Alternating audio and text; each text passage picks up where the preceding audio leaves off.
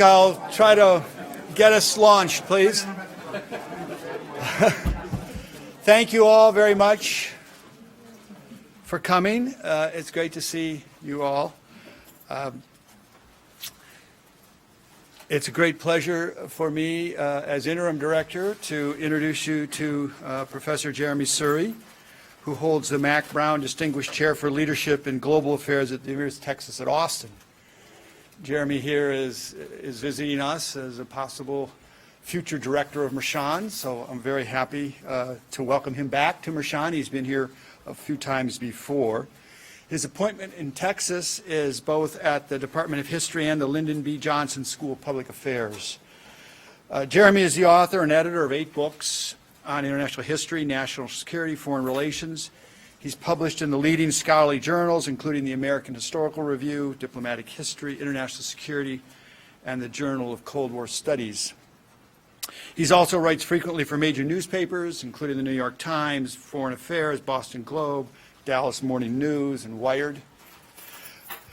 Jeremi has received numerous awards for his research and teaching, including being named by Smithsonian as one of the top young innovators, quote, and named by Princeton Review as one of America's best 300 professors. Jeremi's trained PhD students who now hold tenured and tenure-track positions at leading universities. He's had a series of highly regarded interdisciplinary program and centers at the University of Texas and at the University of Wisconsin. And it's a great pleasure to welcome to Ohio State. Jeremi, good to have you back. Thank you, Rick. Thanks for having me here. I have to say, thank you, Rick. Whenever my wife hears someone introduce me as having been one of America's top young innovators, first of all, she denies that that's true, and she certainly denies the young part of that. She says that's escaping me now more and more. And I was feeling that this weekend with my daughter's bat mitzvah, I have to say. I can't believe my daughter's 13 already. I'm delighted to be here. I think it's my 5th or 6th visit to Mershon over the course of the last decade and a half, and I'm particularly delighted to be here because I've always been so impressed with the interdisciplinary climate at Mershon, with the commitment people have here to serious research and serious research that crosses disciplinary boundaries. It's actually very rare. Many of us talk about interdisciplinarity, but there are very few places that actually do interdisciplinarity, and you all know how hard it is. You're doing it on a daily basis. I'd like to say that interdisciplinarity is everything that I'm about. It reflects my own background, but most of all, it solves and addresses the problems that I think we're all interested in. And that's what I'm going to talk about today. The sociologist Ernest Gellner, who many of you have heard of and know and probably know his work better than I do, said something very profound, I think, about the social sciences and about interdisciplinarity. He said, in the social sciences, there are disciplines that have rigor but don't correspond much to reality. I'm not going to say which ones those are. And there are disciplines that correspond to reality but lack sufficient vigor or rigor. He said rigor, I said vigor. They lack sufficient rigor. I'm not going to say which disciplines those are either. In fact, it's an unfair statement. Most disciplines are rigorous and do have some correspondence to reality. But I think the way to understand the development of security studies, which I think unites us all in this room in one way or another, I think of security studies as a broad tent, is that it is an effort. It's not the only one by any means, but security studies as a discipline is an effort, as I see it, to bridge reality and rigor. Those of us who work in the field of security studies, broadly defined, are interested with basic questions about reality. What really happened? What are the real threats? What are the exaggerated threats in the world? What are the real capabilities of different countries? Security studies, though, is also about rigor. Why? Causality has to be central to what we do in security studies because fundamentally, if you care about security, you care about those actions that have been or could be or might be taken that would have an effect upon changing or prohibiting or addressing a set of threats. Causality is central to what we do. So what I want to talk about today is how this field of security studies has developed over the last 70 to 80 years or so. I want to do a history, a mini history of the field since I'm a historian. But I want to do a history of the field that's not just about history, but about the ways in which security studies has contributed to a larger discourse about globalization and a larger discourse about American and international relations as a whole, And I want to therefore use that as a jumping off point to talk at the end about some of the places where I think security studies as an interdisciplinary field might go. And Rick in particular asked me to talk about some of my vision. I want to say as a preface, the things I say about where I think the field might be going are some ideas I have. They do not have to be the ideas of everyone else. My firm belief is that the director of a center is not a dictator. The director of a center is someone who facilitates people coming together around a shared vision. So please don't hear what I say as saying, this should be your vision. Please hear me saying, these are things I think should be part of a vision that I would be engaged and delighted to talk to people about. But that's the end of the discussion. All of us as historians, we start with the past and make our way slowly up to the present.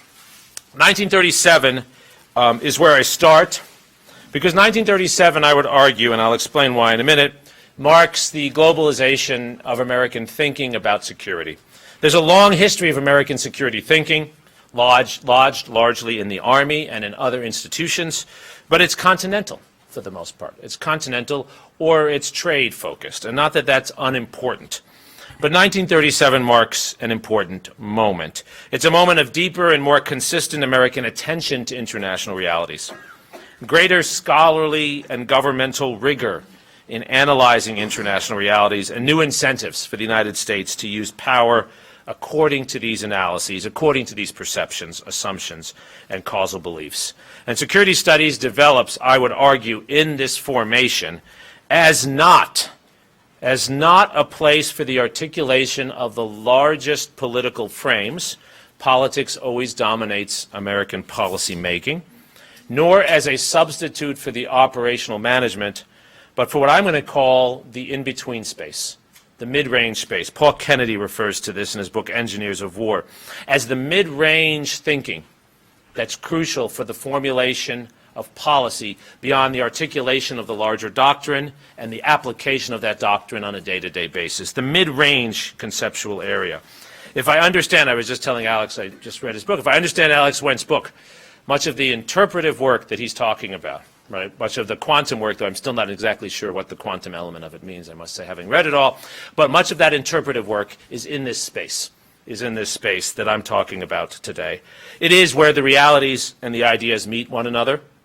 It is where the policy and the scholarship meet one another. It is fundamentally, and this is why I referred to Alex's book, in addition to kissing up to Alex and doing that. The reason I referred to that was it's about consciousness and experience, right? It's in that space, that in-between space, that the reality has to be addressed, but there's the room, the opportunity to rethink what that reality means. Security studies develop, therefore, not as a solution to a problem, but as a way of assessing a new set of threats, a new landscape that Americans were struggling to understand in the late 1930s, and most significantly, and this is what I'm going to spend most of my time substantively talking about after this very long introduction, is the language and metaphor and framing for the way we talk about security. And language, metaphor, and framing is not the soft stuff. It's the hard stuff. Why is it the hard stuff? Because it assesses agency. It defines threats, and most significantly, it articulates options. American policymakers and citizens in the late 1930s had to rethink their presumptions about international agency, rethink their presumptions about threats, rethink their understanding of options, and security studies played that role. It was not about the New Deal slogans, and it was not about the day-to-day management of the war. It was about this in-between space, the repertoires, the guidance, the assumptions, the bundles, the actions that would determine how Americans rethought their place in the world. So what I'm going to do for the next half an hour or so, the historical part of this discussion, is talk about some of my research in three different areas, three different moments, where I believe security studies and this mid-range thinking that I've tried to articulate, this interpretive narrative framing, played a crucial role. I'm going to start with 1937, then I'm going to talk about the early 1960s, and then I'm going to talk about the 1990s and 2000s. And this overlaps, surprisingly, not coincidentally, with books that I've written and research that I've done in each of these areas. And I'm going to argue that in each place we see not simply historical change, we see fundamental intellectual change in the ways Americans think about the world. And security studies as a discipline has played a crucial role in contributing to that. And that's actually how we have to understand not just the discipline, but understand the changes in American policy over these periods. So this is a story of policy change, and it's a story of disciplinary change at the same time, but not a one-to-one correspondence. Not that scholars said something and policymakers did something else, but actually part of a broader field of interaction between scholarly ideas and policymaking. And that's really how things work. Policymakers do not listen to scholars, but policymakers reframe what they're doing in light of scholarship, and we reframe what we're doing in light of the political experience that we have ourselves. We've all been affected by this election we're watching now, even though we wouldn't necessarily cite that in our footnotes, right? So there's a deep intersection between these. Okay, so I want to start with 1937, where I promised I would start. And I want to read from Franklin Roosevelt's, I would argue, most important foreign policy speech. This is October 5th, 1937. Bob McMahon and others know this speech very well. It's a speech Franklin Roosevelt gives in Chicago, which was the heart of American isolationism, as was this part of the world, right? The upper Midwest, Illinois, Ohio, and elsewhere were the heart of American isolation. This was the heart of Father Coughlin. This was the heart of the American belief, long-standing, that problems far away were far away. And if the United States had a foreign policy about security issues, it was securing trade, not securing American values against the attacks of other societies far away. Franklin Roosevelt gives his most courageous, hard-worked, and in many ways controversial speech on that October 5th, 1937. I want to read some of it to you. Words matter. That's part of what I'm arguing today. Words matter. There is a solidarity and interdependence about the modern world, Roosevelt said, both technically and morally, which makes it impossible for any nation completely to isolate itself from economic and political upheavals in the rest of the world, especially when such upheavals appear to be spreading and not declining. So he is attacking in the heart of isolationist public opinion. He is explicitly challenging that assumption. It seems to be unfortunately true, Roosevelt says, that the epidemic of world lawlessness is spreading. When an epidemic of physical disease starts to spread, the community approves and joins in a quarantine of the patients in order to protect the health of the community against the spread of the disease. Joins in a quarantine of the patients in order to protect the health of the community against the spread of the disease. War is a contagion, whether it be declared or undeclared. It can engulf states and peoples remote from the original scene of hostilities. We are determined to keep out of war. And he had a legal obligation under neutrality legislation to keep out of war. Yet we cannot insure ourselves against the disastrous effects of war and the dangers of involvement. We are adopting such measures as will minimize our risk of involvement, but we cannot have complete protection in a world of disorder in which confidence and security have broken down. This speech is met with almost universal condemnation from the Chicago Tribune through various other newspapers, including the New York Times. It leads a whole series of anti-Roosevelt radio broadcasts and others, but the speech changes the policy dynamic. Because what Roosevelt is doing, and we know this from Sam Rosenman and others who wrote the speech with him, is he is, as Sam Rosenman himself writes in his memoir, he is challenging public opinion and opening space within policy for a rethinking of the ways in which the United States will define and use its power. He's opening space in the War Department, the State Department, and what will be created later, the OSS, for a different argument about how American power should be used. And where does he get this argument from? It's from those around Roosevelt, political and academic advisors who are making the case that war in the late 1930s has changed and will affect the United States in a different way, and that it has become now a contagion that must be quarantined rather than a distant battle that we must stay away from. It has become a contagion that must be quarantined. This is, I would argue, the beginnings of the most important metaphor for American foreign policy in the 20th century, which is the metaphor of falling dominoes, which in fact makes almost no sense to a 19-year-old today. I can tell you that I lectured 300 undergrads yesterday just about this topic in my U.S. history course. Falling dominoes make no sense. First of all, they don't know what dominoes are. But second, they think globally, but they don't think in terms of falling dominoes, right?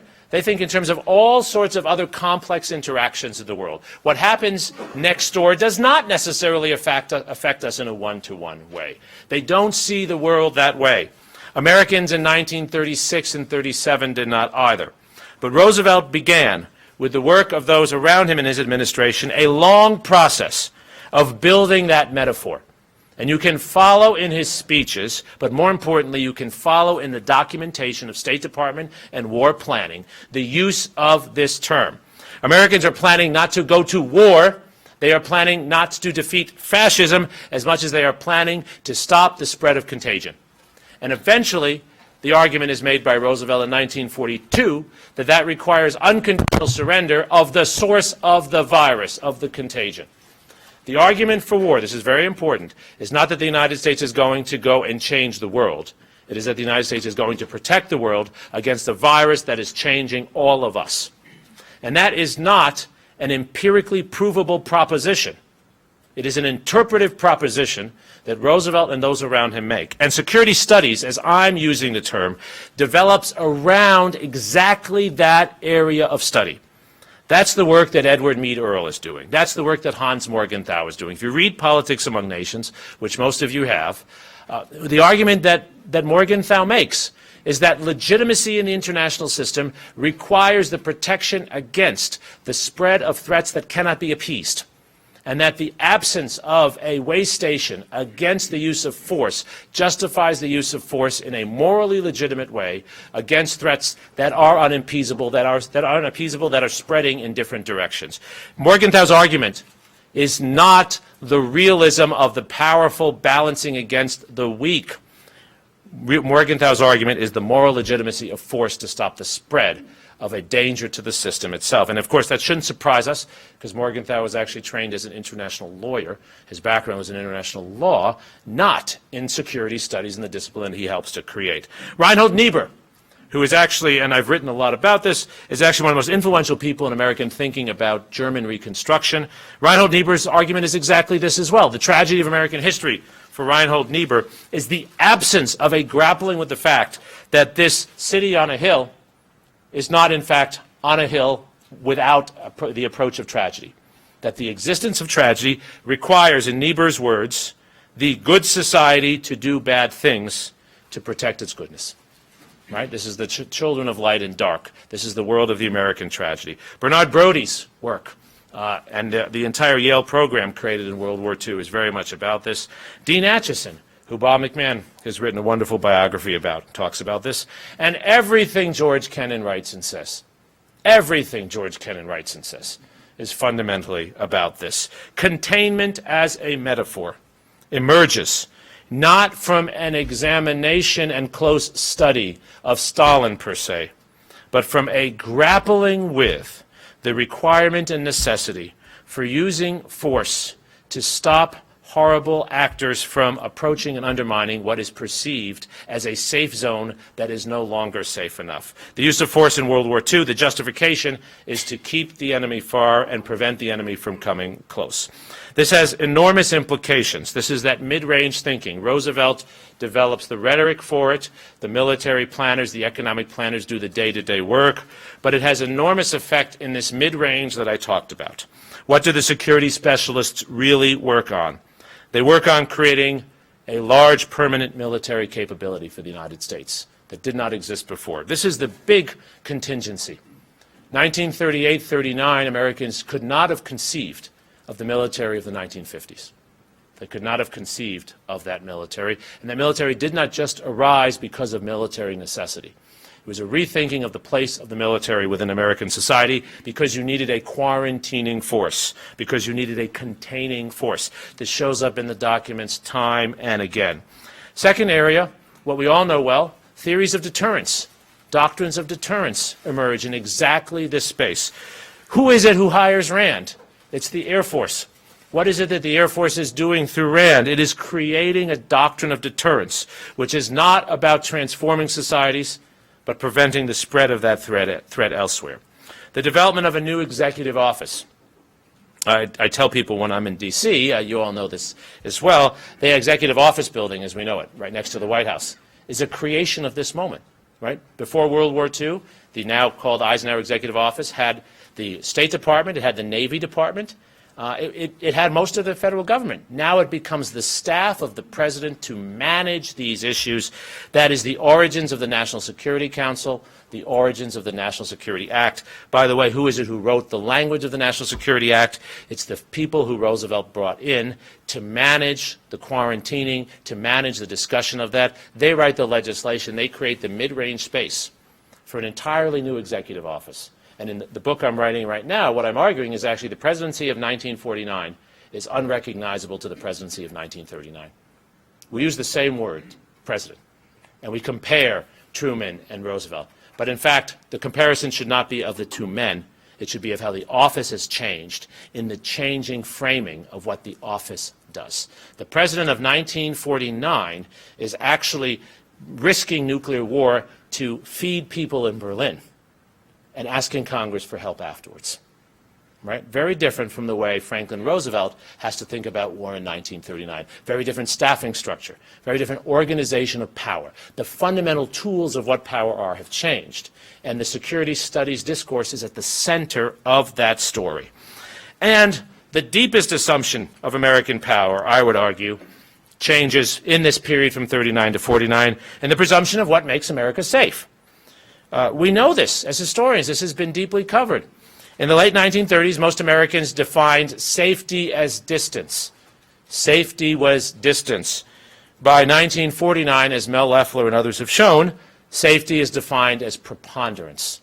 As preponderance. And you see this everywhere. Mel Leffler's book, which I'm sure many of you have read, is filled with this, but you see it even beyond the State and Defense Department materials that he looks to.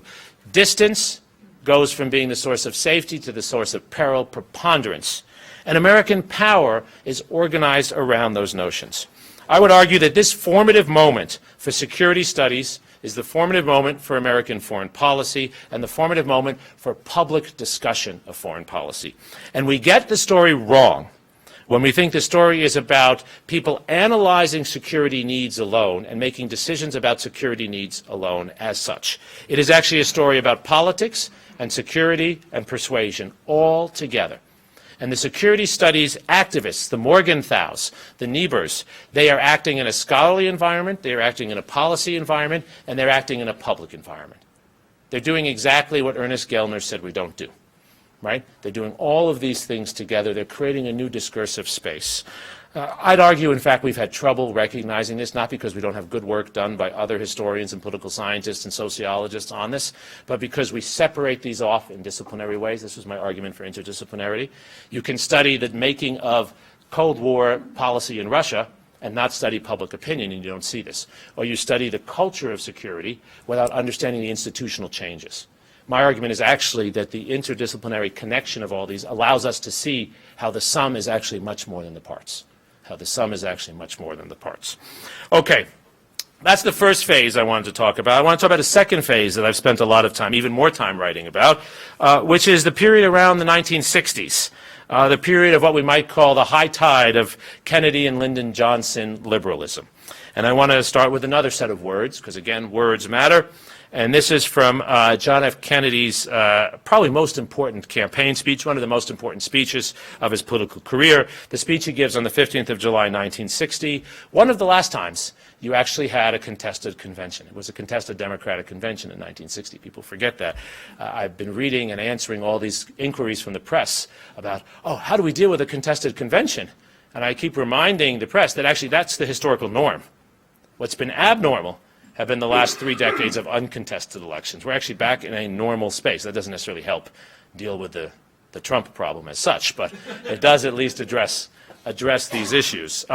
So what does Kennedy say on the 15th of July, 1960, in a speech written not primarily by Ted Sorensen, though Ted Sorensen, the speechwriter, had a role in it, but a speech written primarily by two people who saw themselves as scholars and security specialists, Arthur Schlesinger Jr. and John Kenneth Galbraith.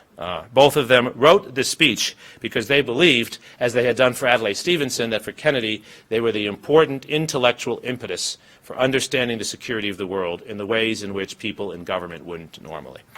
I stand here tonight, Kennedy said, facing west on what was once the last frontier. From the lands that stretched 3 miles behind us, the pioneers gave up their safety, their comfort, and sometimes their lives to build our new West.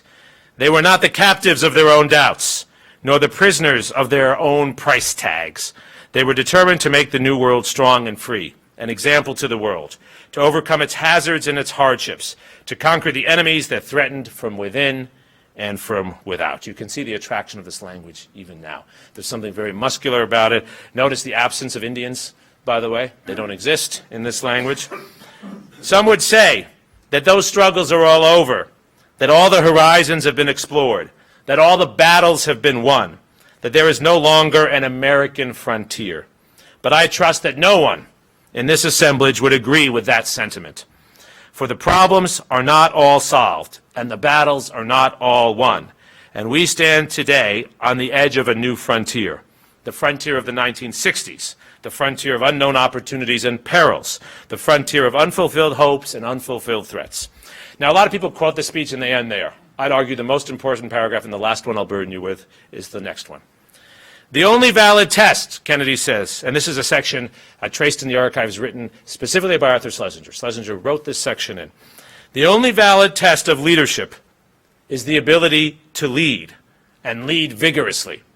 A tired nation, said David Lloyd George, he repeats it twice, a tired nation, said David Lloyd George, is a Tory nation.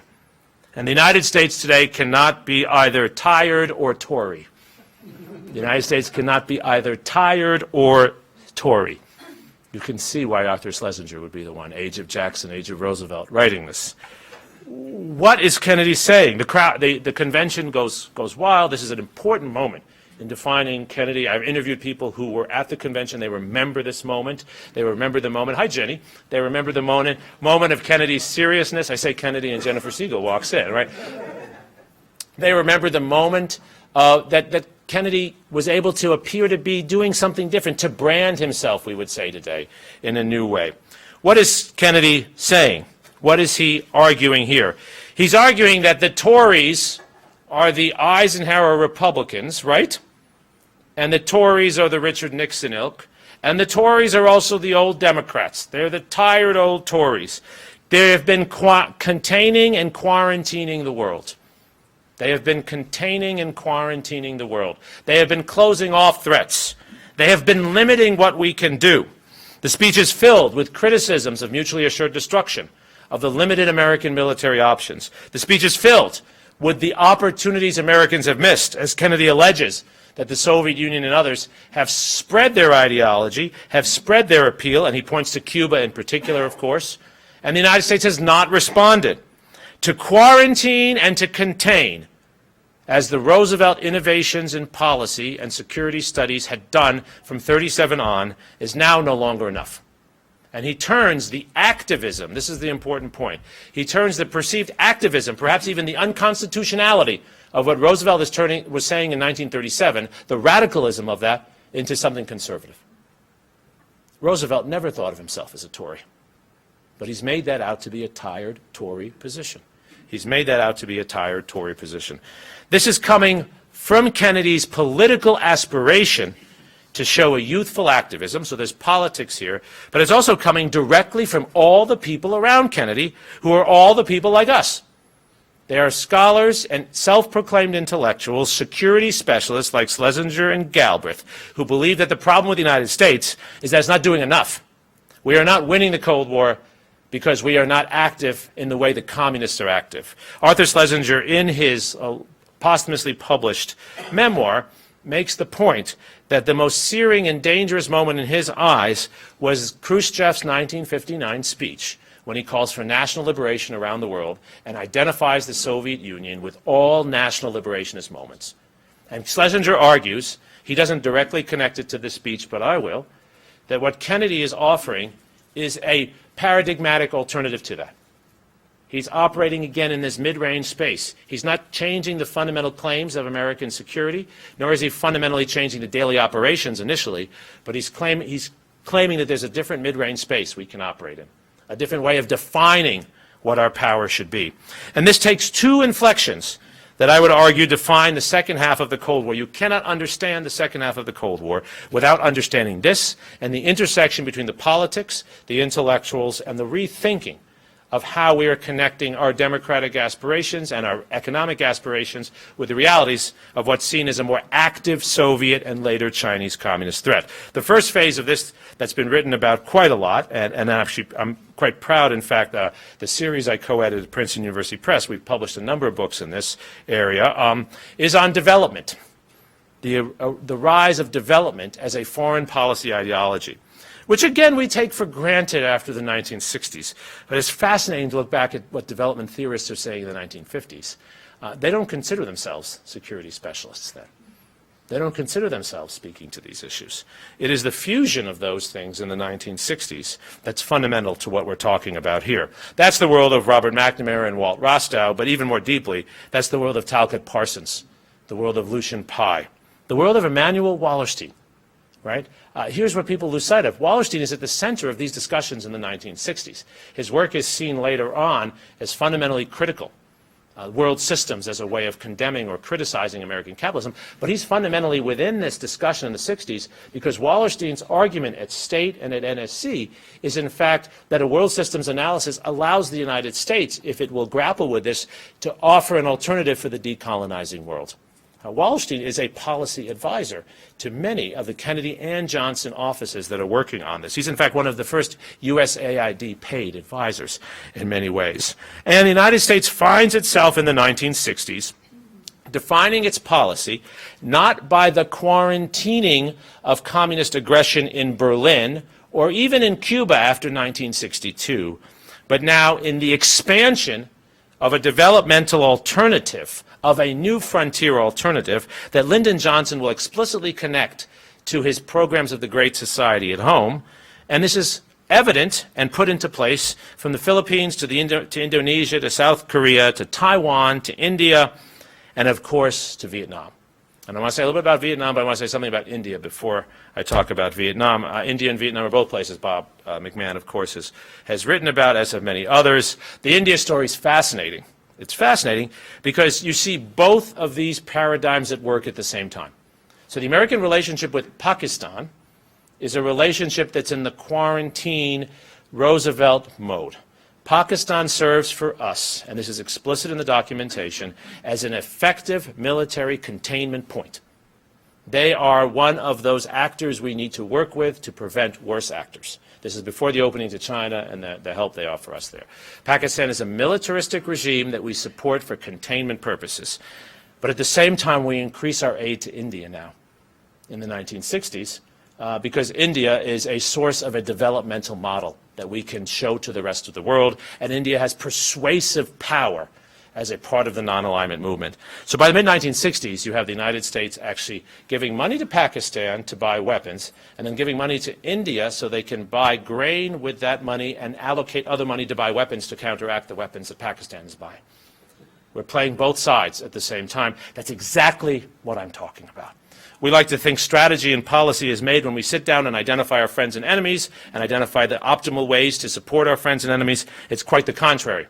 It's a log rolling of different mid-range concepts about what security means and how security can be followed out. The Pakistan group are actually those who come out of the 1950s. They actually, in their own legacy, in their own trajectories, in their own biographies, they are the world of John Foster Dulles. And those who are supporting India, right, they are the world of the Dean Rusks. Right? Before Dean Rusk comes to State Department, he's the head of the Rockefeller Foundation. What is the Rockefeller Foundation doing? Developmental work. So you see both of these at play at the same time.